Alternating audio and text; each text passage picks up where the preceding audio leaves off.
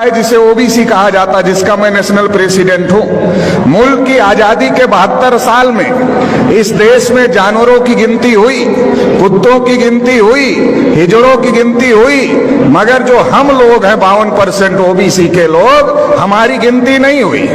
OBC के लोगों को ब्राह्मण हमेशा इस काम पे लगाता है कि इनको मुसलमानों से लड़ाई करने के काम पर लगाते रहो। जब ये मुसलमानों से लड़ाई करने के काम पर लगे रहेंगे तो ये अपने हक अधिकार की आवाज बुलंद नहीं करेंगे, और जब ये अपने हक अधिकार की आवाज बुलंद नहीं करेंगे तो इनके हक अधिकार पर ब्राह्मण कब्जा कर करके रखेगा।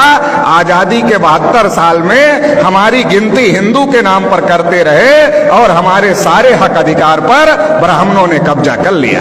1992 में जब मंडल कमीशन का मामला खड़ा हुआ था, ओबीसी के लोग अपने हक अधिकार की लड़ाई लड़ रहे थे, तो ब्राह्मणों ने बाबरी मस्जिद का मामला खड़ा कर दिया, राम जन्मभूमि का मामला खड़ा कर दिया, और ओबीसी के लोगों को बाबरी मस्जिद के मामले में आगे कर दिया, राम जन्मभूमि के मामले में आगे कर दिया।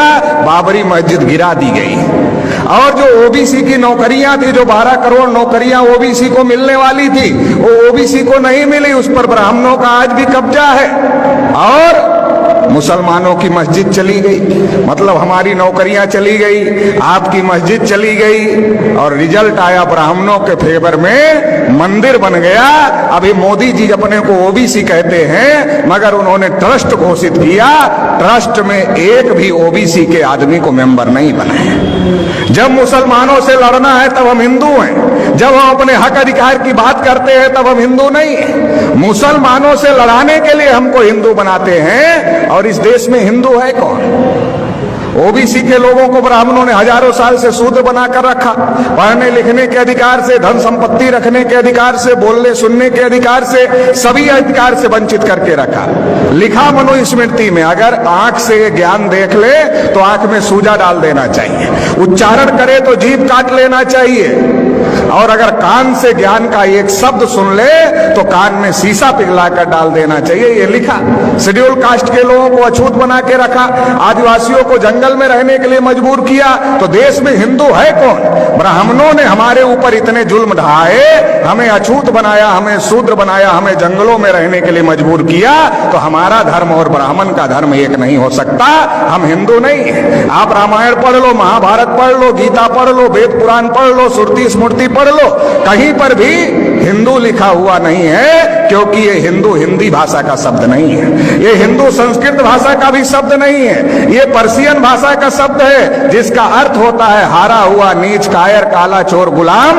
आज भी ब्राह्मण हमको गुलाम कहते हैं, हम गुलाम बनने के लिए तैयार नहीं है, और हम हिंदू नहीं हैं, तो फिर हम क्या हैं? हम इस देश के मूल निवासी हैं, और मूल निवासी कौन है? इस देश के शासक हैं, इस देश के राजा हैं। सम्राट अशोक का नाम आपने सुना होगा, अफगानिस्तान तक, रसिया के बॉर्डर तक सम्राट अशोक का राज था।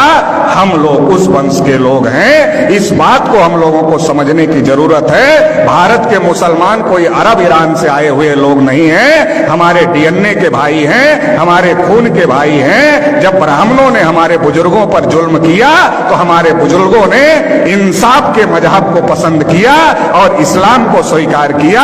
भारत में जो मुसलमान हैं हमारे डीएनए और खून के भाई हैं, इस बात को ब्राह्मण जानता है। इसलिए दंगे में हम मरे या दंगे में आप मरे, ब्राह्मण की सेहत पर कोई फर्क नहीं पड़ता है। हमारे और आपके बीच में ब्राह्मण आ गया है, उसको बीच से हटाना होगा, भाई को भाई से गले लगना होगा।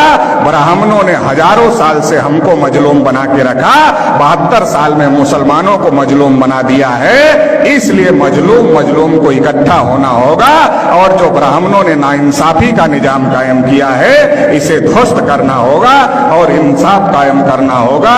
इंसाफ की इस लड़ाई में आप साथ देंगे, इतना ही कहते हुए आपने मुझे सुना, इसके लिए आभार, धन्यवाद। जय